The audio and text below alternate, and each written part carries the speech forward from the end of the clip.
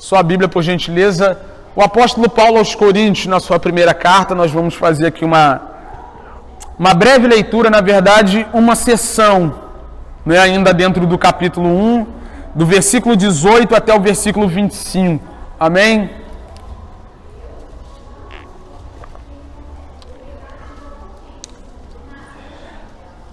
Versículo 18 ao versículo 25 do apóstolo Paulo aos Coríntios, em sua primeira carta, diz o seguinte: certamente a palavra da cruz, né, ou a mensagem da cruz é loucura para os que se perdem, mas para nós que somos salvos, ela é o poder de Deus, pois está escrito: destruirei a sabedoria dos sábios e aniquilarei a inteligência dos inteligentes.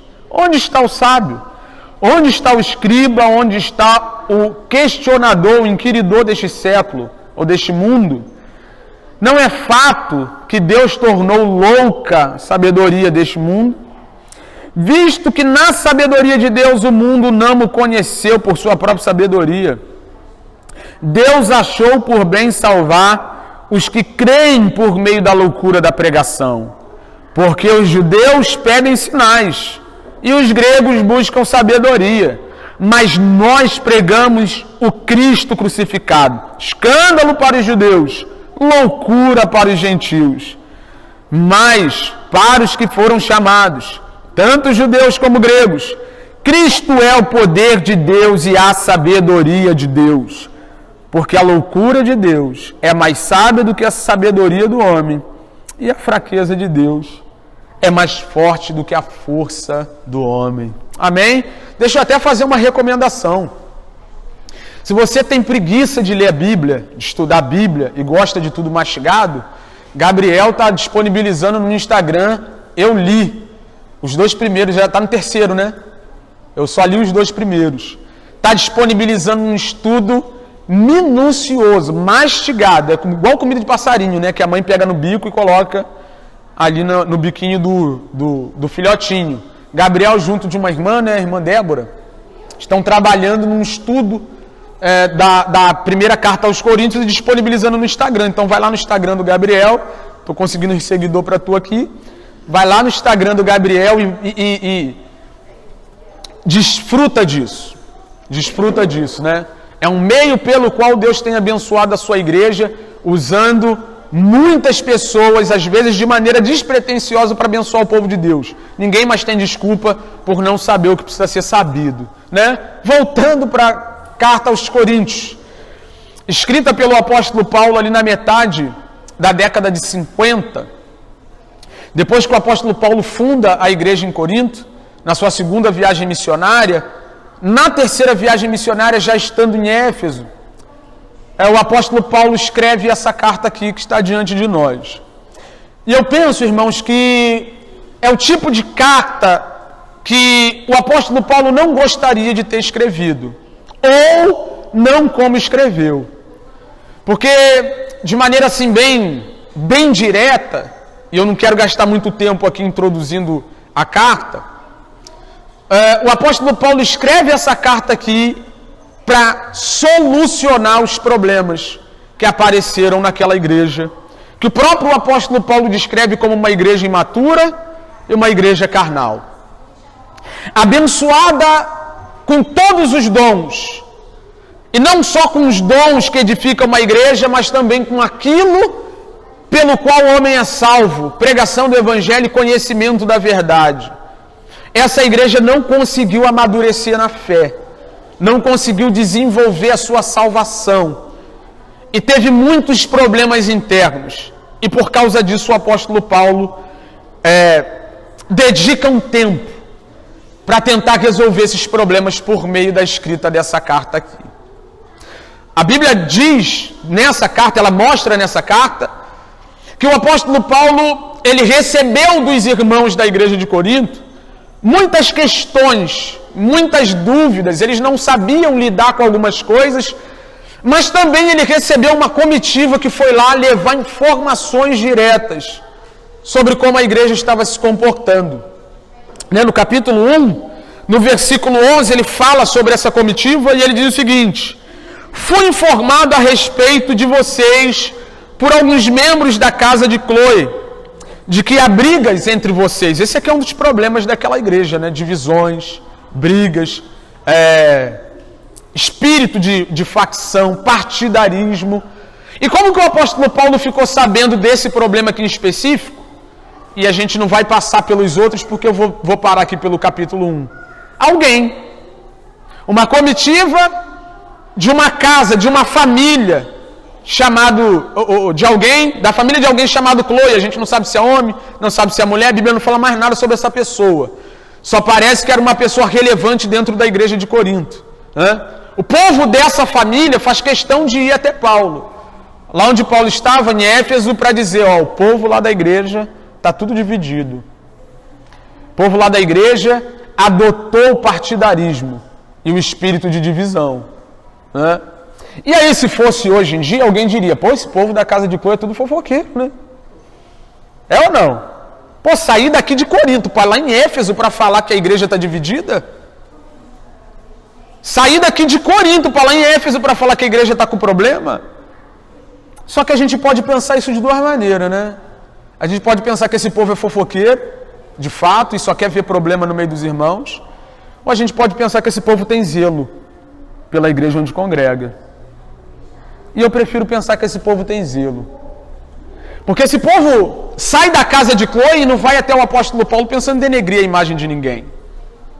Pensando em colocar alguém na praça, na boca do povo, a fim de que a imagem de alguém seja depreciada. Isso é fofoca. Fofoca é depreciar a imagem de alguém.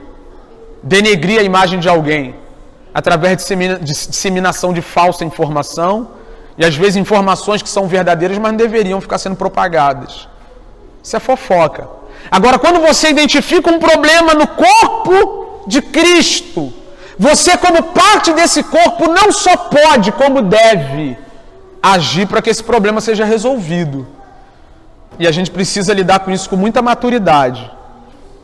Compreender como nós devemos proceder diante desses problemas, que são comuns no meio do povo de Deus, até porque aqui só tem ser humano falho, limitado e pecador, né? Então esse povo se preocupa com os rumos que a igreja está tomando e leva essa informação para o apóstolo Paulo a fim de que o apóstolo Paulo, sendo plantador daquela igreja e autoridade sobre aqueles irmãos, pudesse resolver aquele problema através da ministração da palavra, através de orientações. E aí o apóstolo Paulo escreve essa carta, em primeiro lugar, para resolver esse problema aqui, divisão e facção no meio da igreja. E você já conhece o texto, você já leu a carta de 1 aos Coríntios, e você vê o apóstolo Paulo descrevendo a ideia da facção na igreja, né? Porque uns começaram a dizer que eram de Apolo, outros começaram a dizer que eram de Pedro, outros começaram a dizer que eram de Paulo, e os menos carnais diziam, eu sou de Cristo. Né? Não, vou mostrar para esse povo que eu sou espiritual, sou de Cristo. E aí, a gente precisa entender o que está acontecendo aqui. Por que o povo pensava dessa maneira? O que levou o povo a olhar para um daqueles que foi usado por Deus para abençoar a vida deles, ministrar sobre a vida deles, para dizer, eu estou no time desse cara. Tinha Paulo, tinha Apolo.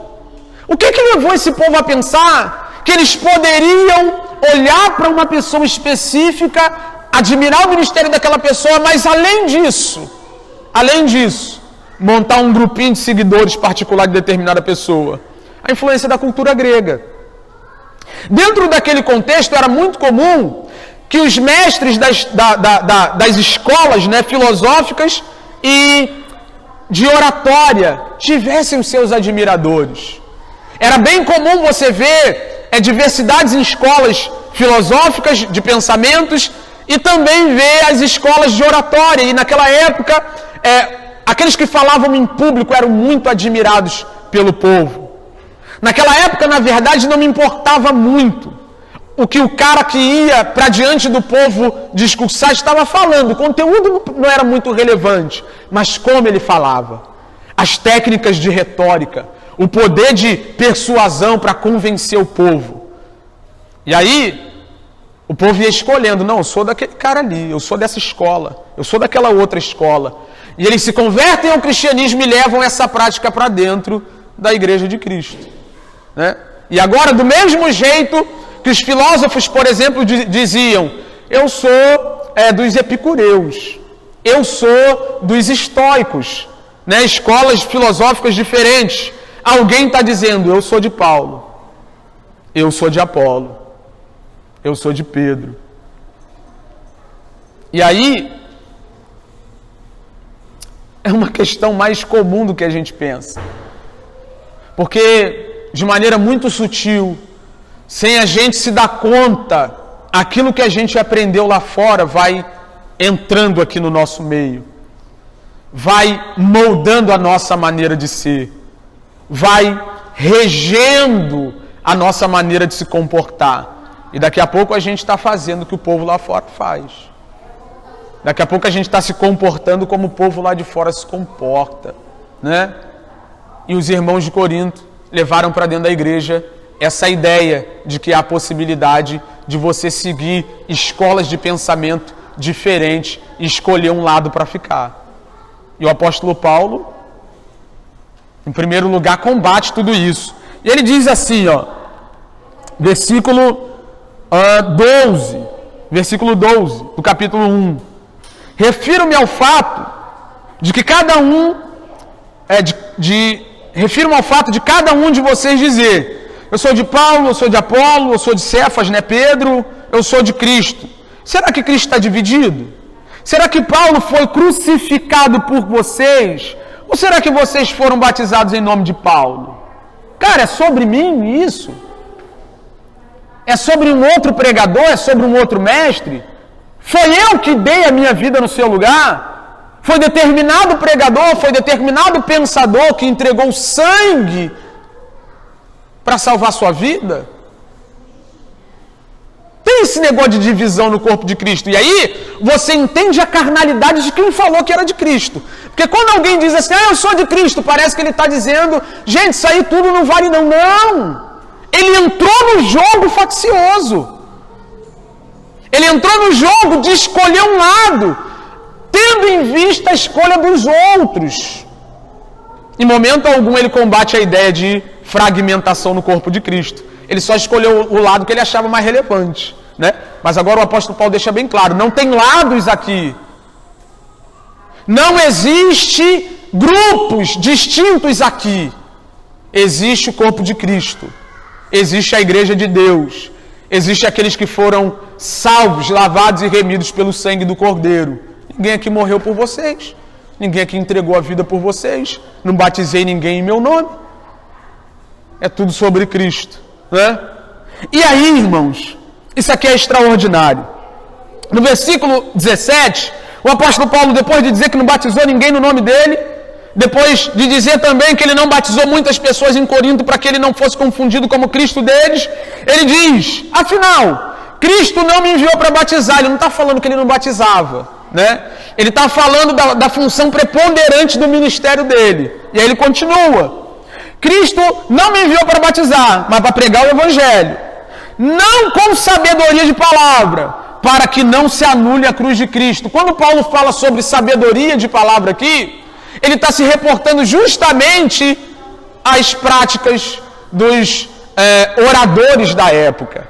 Os homens que tinham um discurso muito polido, muito afinado, muito trabalhado com técnicas específicas e que, isso aqui é terrível, meu pai, que impressionavam o público. Deixa eu te dizer uma coisa aqui, permita-me te dizer algo.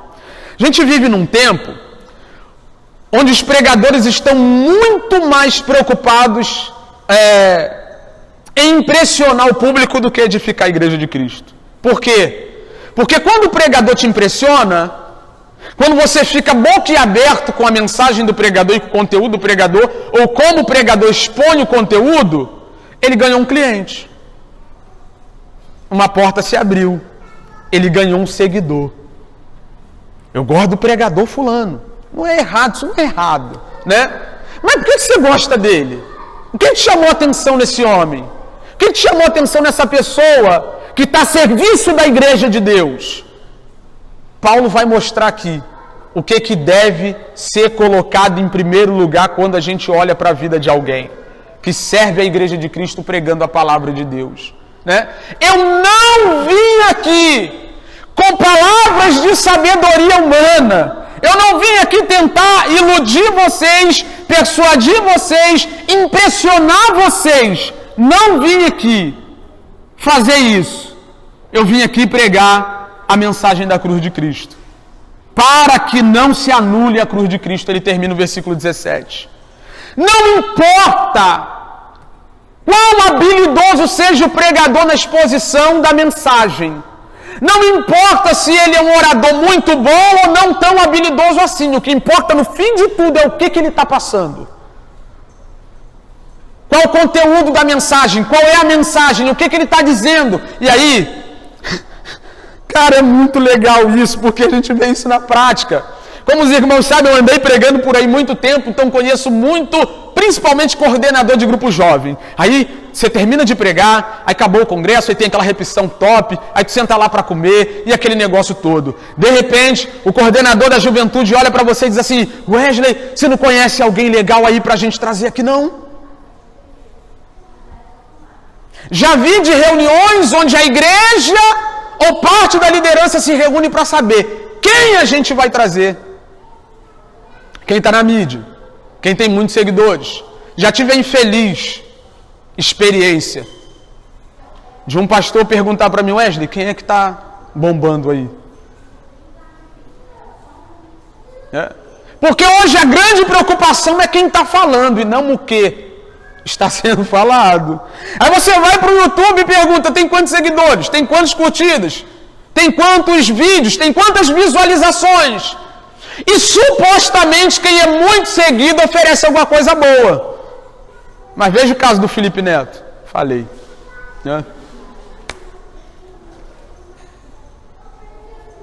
Você consegue entender o que eu estou querendo te dizer? Paulo está dizendo: eu não vim com essa questão que é usada pelos oradores do tempo de vocês. Eu não vim aqui persuadir ninguém através de um discurso bonito. Eu não vim aqui impressionar vocês para que a cruz de Cristo não se anule. Aí, se você fizer uma análise no 18, você compreende isso de maneira mais clara. Porque o apóstolo Paulo, nessa seção do versículo 10 até o versículo 17, ele está falando dos mensageiros. Quem é Apolo? Quem é Pedro? Quem é Paulo? Ele está falando dos mensageiros. De repente, de maneira abrupta, no versículo 18, ele diz: certamente a palavra da cruz é loucura para os que se perdem, mas para nós que somos salvos, ela é o poder de Deus. Ele tira o foco dos mensageiros e aponta o foco para a mensagem.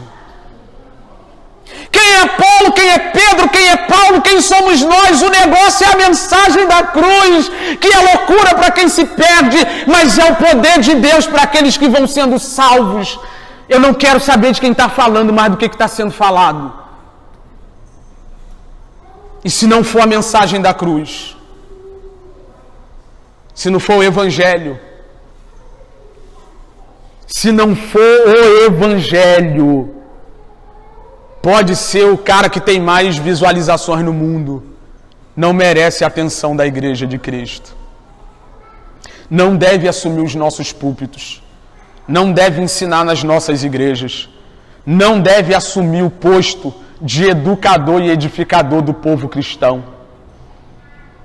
E vou mais além, vou acabar falando disso de novo, mas eu preciso pegar logo aqui o fio da meada. Não ganha almas para Cristo. Aí é bonito, né? Que o cara... Um dia eu vi um pastor falar isso.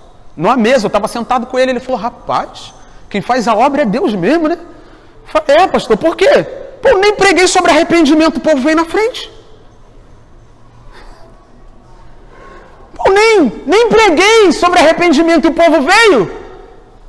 Para não ser inconveniente, eu fiquei na minha, né? Mas por que o povo veio se ele não pregou sobre arrependimento? Porque o povo queria o que ele pregou. E o que ele pregou? Senão mudança de qualidade de vida.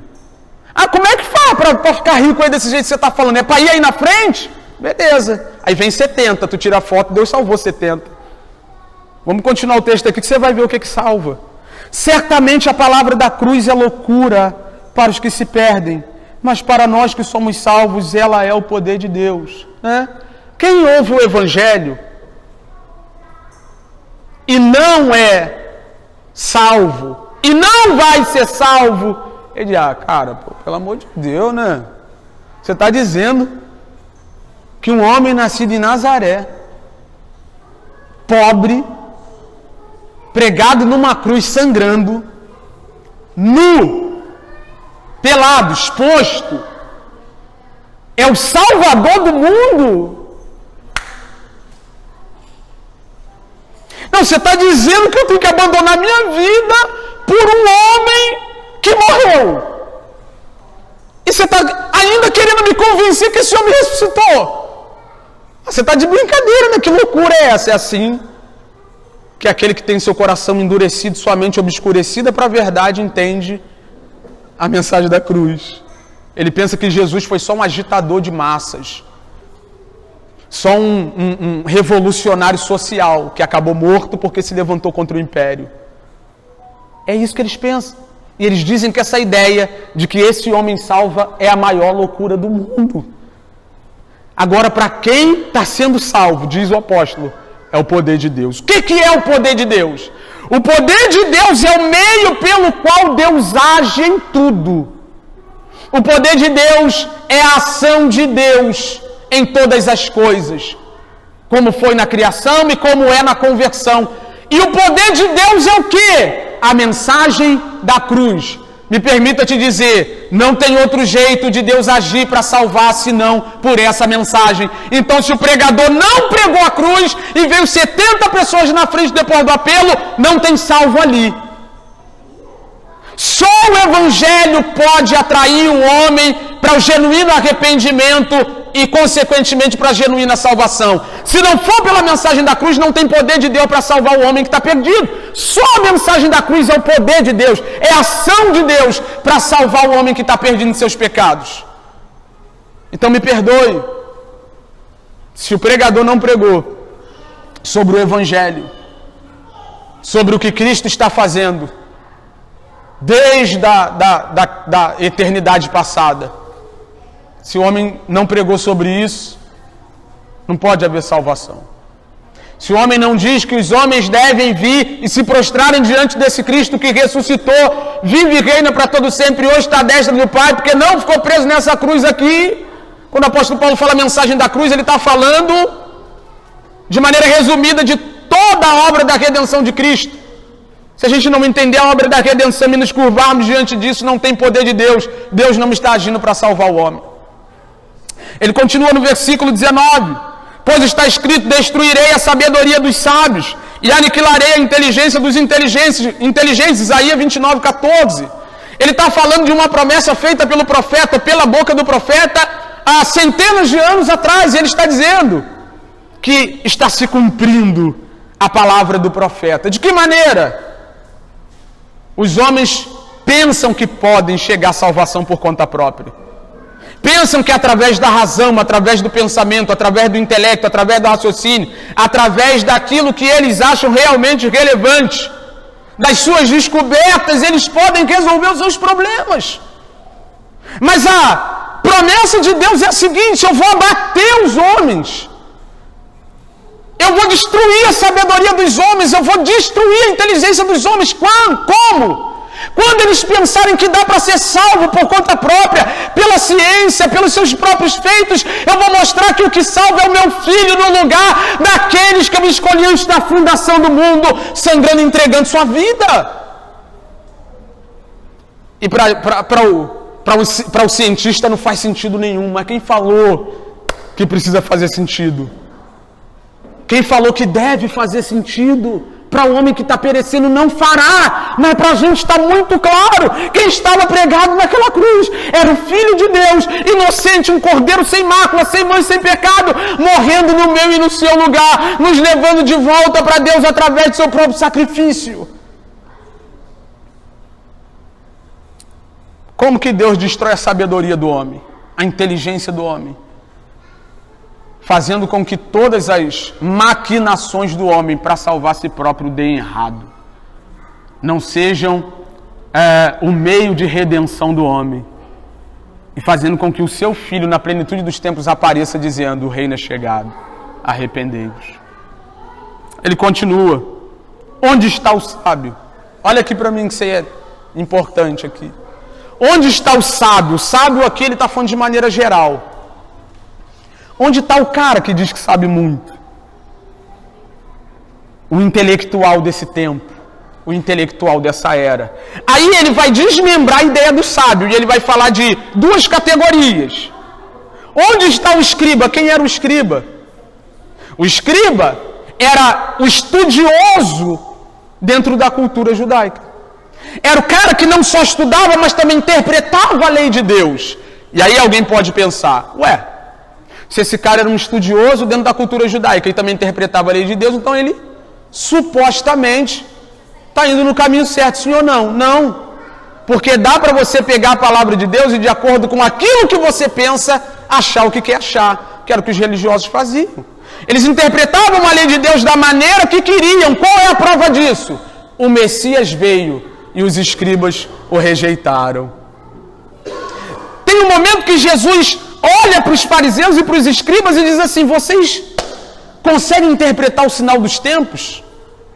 Saber que hoje vai chover porque o tempo fechou e não conseguem entender que o reino de Deus é chegado?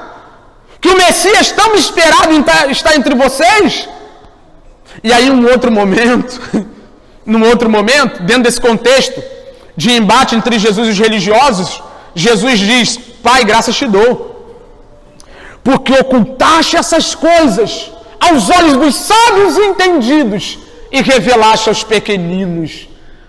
Porque não é por meio do meu estudo, não é por meio da minha pesquisa, não é por meio daquilo que eu acho ou penso, é por meio de uma revelação do próprio Deus. É Deus que abre os olhos dos homens e faz com que nós enxergamos na pessoa de Cristo a única salvação que a humanidade tem.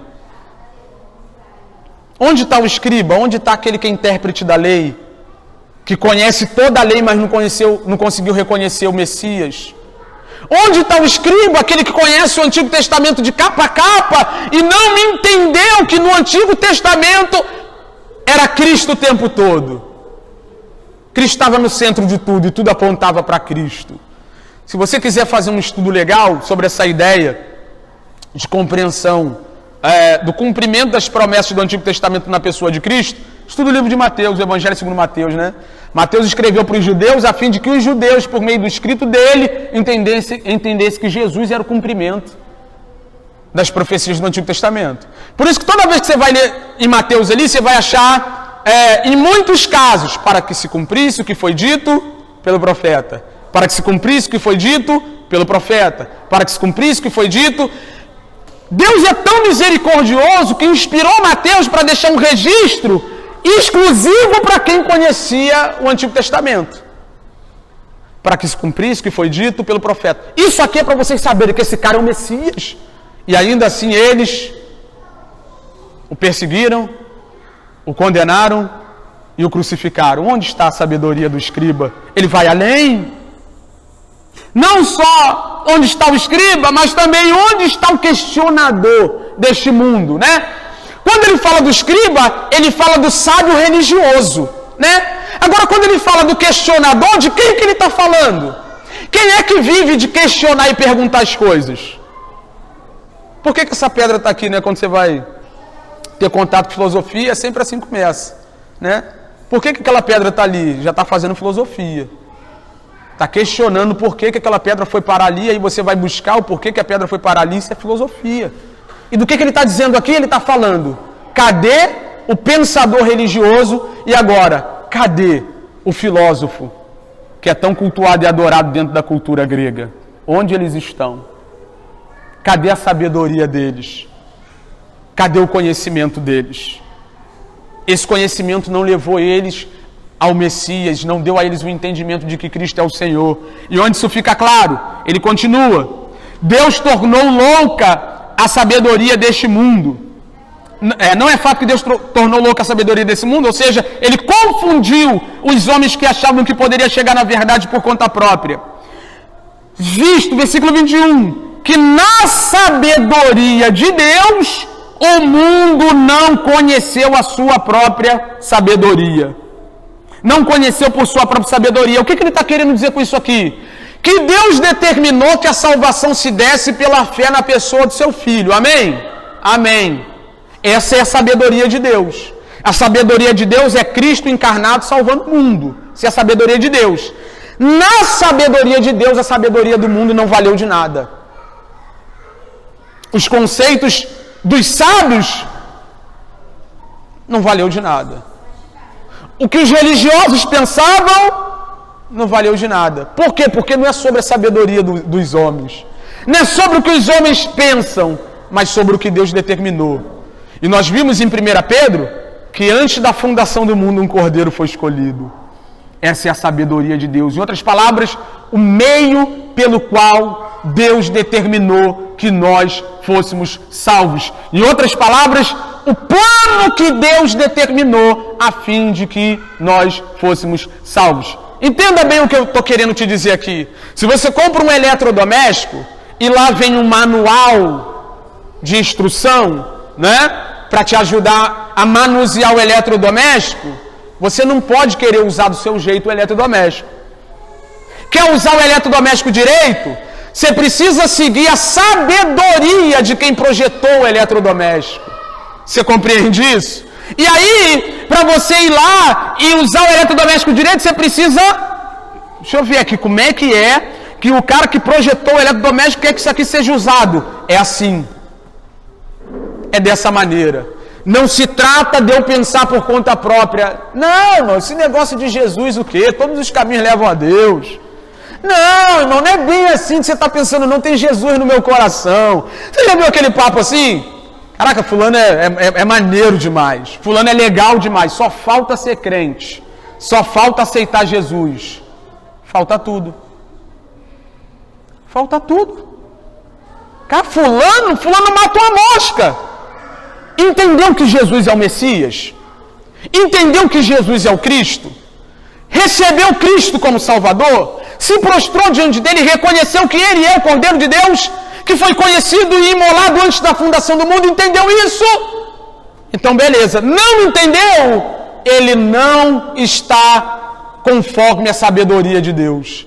A sabedoria de Deus, o plano de Deus, a determinação de Deus é que os homens sejam salvos por meio da pregação do Evangelho.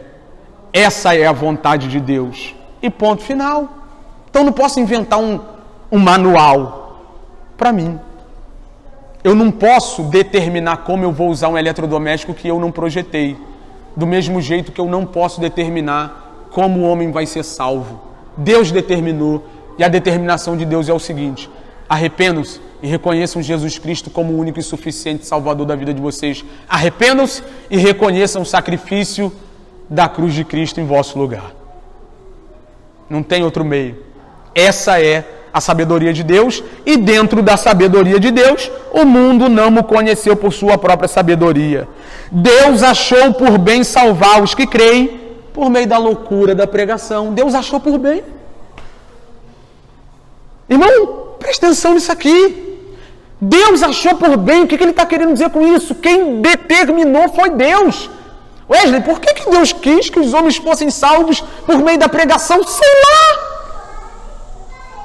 Eu não faço a mínima ideia por que Deus quis que os homens fossem salvos por meio da pregação. Eu só sei que Ele quis assim. Então eu vou fazer festa aqui para trazer povo para salvar? Eu, como pastor dessa igreja, tenho que gerar entretenimento a fim de que as pessoas venham? Eu, como pastor dessa igreja, eu tenho que adotar o pragmatismo e ver o que está dando certo por aí? E me permita pontuar. O que supostamente está dando certo nem sempre é certo. Porque na perspectiva de alguns, igreja de sucesso é igreja lotada. Amém?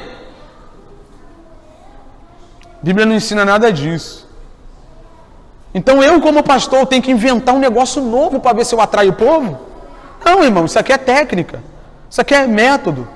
Não, isso aqui é um meio. Você sabe que Deus pode usar todas as coisas, sabe? Você entende isso? E aqui dentro desse contexto, é algo importante que eu não posso esquecer. Aquela frase que é bem famosa, mas é extremamente equivocada. Pregue, se possível, use essa frase antibíblica, irmão. Essa frase antibíblica. Porque o texto que nós estamos lendo aqui fala mais de uma vez sobre a pregação, sobre a pregação, sobre a pregação. E a palavra que Paulo usa aqui para se referir à pregação é uma palavra que diz sobre uma proclamação. Ele precisa falar sobre o Evangelho. Então, falar não é opcional, é uma obrigação da igreja. Tanto quanto é viver o que a gente fala. Mas essa ideia, não, pregue, se possível use a palavra. Isso é mais uma daquelas, né, que no final assinado Satanás. É um meio de querer calar a igreja e que você fique lá no seu trabalho, alguém enchendo seu saco dizendo, ih, irmão, não preciso falar nada não. Precisa sim. Precisa sim. Está escrito aqui, nós lemos aqui. Deus achou por bem salvar os que creem por meio da loucura da pregação, do anúncio do Evangelho. E quando ele diz a loucura da pregação, ele está sendo irônico, né?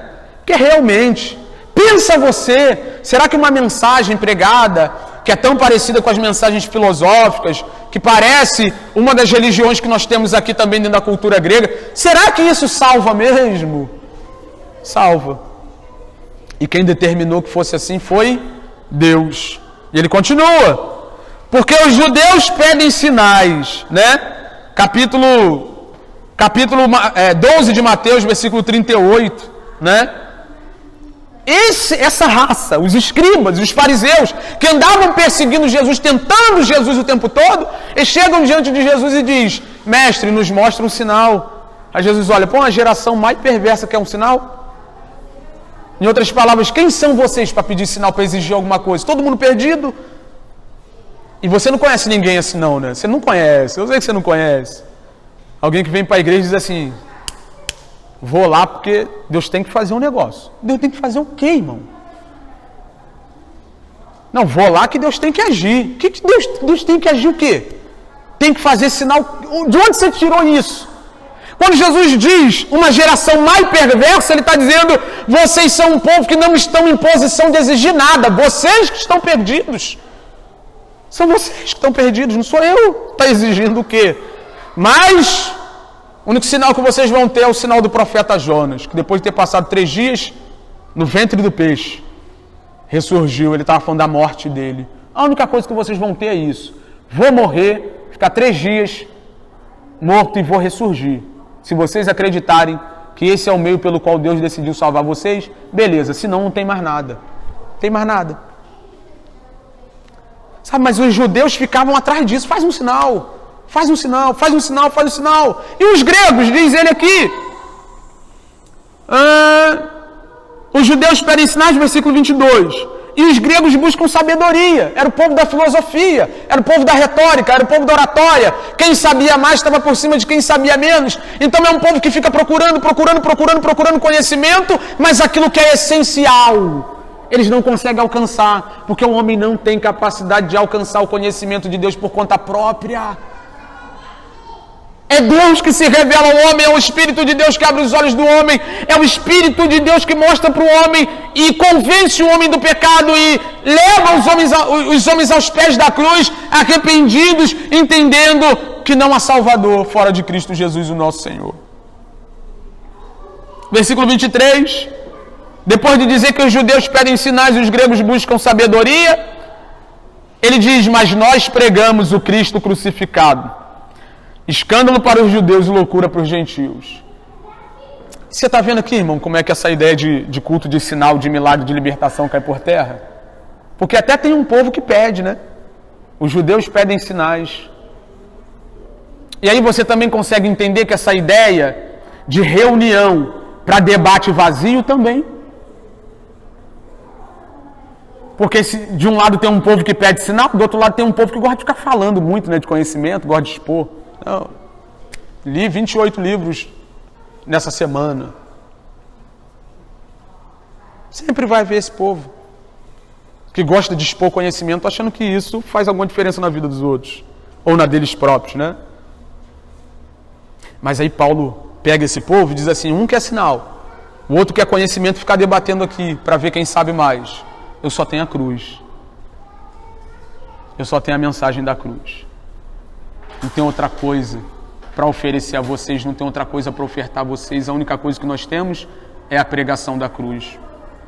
E aí, irmão, você já entrou numa loja que o vendedor tenta fazer de tudo para você comprar o que você não quer comprar? Você já entrou? Teve essa experiência? Meu não. Olha o povo da Monte Carlo aí. Então você já entrou nessa loja e já viu que o cara quer te fazer comprar o que tu nem precisa, mas tu já entrou numa loja que o vendedor não te dá nem confiança? Já ou não? Se a gente pudesse exemplificar aqui, uma igreja cristã é essa segunda. O produto está aqui. A nossa oferta está aqui. Qual é a oferta? A pregação do Evangelho. Se você não quiser, eu não vou te implorar para ficar. Wesley, não dá para mim não. Vai para uma loja onde o vendedor vai fazer a sua cabeça. E não se ofenda com o paralelo que eu estou fazendo aqui. É só para que você entenda bem. Para que fique muito claro que a gente não tem outra coisa a ofertar senão a pregação do Evangelho, senão a mensagem da cruz, senão dizer que Cristo Jesus é o Filho de Deus que encarnou, viveu uma vida santa e irrepreensível, morreu sem culpa, de maneira inocente no meu e no seu lugar, ressuscitou ao terceiro dia e um dia vai voltar para buscar a sua igreja em glória. Não tem outra coisa. Wesley, mas meu carro... Cara, você pode ter como não pode ter, pode comprar como não pode comprar. E minha casa, cara, sabe, acontece, é normal, Deus pode dar para um, não dá para outro. A questão é, e depois? Para onde que essas coisas todas vão te levar? E só a cruz de Cristo é uma ponte que leva o homem de volta para Deus. Mas nós pregamos a Cristo crucificado. Escândalo para os judeus. Por que escândalo para os judeus, irmão? Por que era um escândalo para o judeu dizer que Cristo era o Messias esperado? Porque o judeu esperava um chefe militar. Um homem que ia livrar o povo judeu do jugo de Roma. Um poderoso governante que viria e, de maneira terrena, restabeleceria o reino do povo judeu. Eu estou esperando um Capitão América vir aqui me salvar e ver esse cara aí nu, preso no madeiro. Que loucura, que doideira é essa? E não apenas era escândalo para os judeus, mas era uma loucura para o grego. Por quê? Porque a gente afirma e reafirma, Jesus Cristo é o Filho de Deus, é o próprio Deus. E na mitologia grega, um Deus não poderia demonstrar fraqueza. Na mitologia grega, os deuses eram poderosos, eram representados pelos grandes fenômenos naturais. Deus do sol, Deus do trovão, Deus do mar. E aí você quer dizer que Deus estava pregado numa cruz, sangrando? Loucura, cara, vai contar essa história para outro. Escândalo para os judeus, loucura para os gentios. Mas para os que foram chamados, tanto judeus como gregos, Cristo é o poder de Deus e sabedoria de Deus. Para a gente, para o povo de Deus, Cristo é a manifestação da ação divina vindo nos encontrar no nosso caminho de escuridão, de perdição. Jesus é o poder de Deus em movimento na minha e na sua direção, para salvar a mim e você da nossa perdição. E não só é o poder de Deus, mas é a sabedoria de Deus também, né? O que isso quer dizer? Jesus é o plano de Deus. Esse é o plano. Qual é o plano? Como Deus arquitetou a salvação? Cristo. Esse é o plano. Essa é a sabedoria. Essa é a maneira como Deus determinou salvar um povo para si. Cristo Jesus, o nosso Senhor. Ele conclui, porque a loucura de Deus é mais sábia do que a sabedoria humana, e a fraqueza de Deus mais forte do que a força humana. Deus tem loucura? Sim ou não? Não. Deus não tem loucura. Deus tem fraqueza? Também não. Mas se você olhar, a gente volta, né, para o versículo 24. Versículo 24 diz: para os que foram chamados, tanto judeus como gregos, né? E aí, a gente viu no versículo anterior, no 23, que para o judeu e para o grego, para um é loucura, para outro é escândalo, né? A mensagem da cruz, o próprio Cristo. Ele mostra que Cristo é o poder de Deus e a sabedoria de Deus. Se Cristo é o poder de Deus e a sabedoria de Deus, e isso é uma loucura para o grego, continua sendo mais sábio do que eles, porque é o Cristo. Se Cristo é o poder de Deus, continua sendo mais forte do que a força do homem, porque é o Cristo. Se o Cristo é o poder de Deus e a sabedoria de Deus, a fraqueza ou a suposta fraqueza de Deus e a suposta loucura de Deus está acima da sabedoria do homem e acima do poder do homem. Cristo Jesus é o meio pelo qual Deus decidiu salvar a humanidade através da obra redentora. Amém? Queria que você se colocasse sobre os seus pés, nós vamos...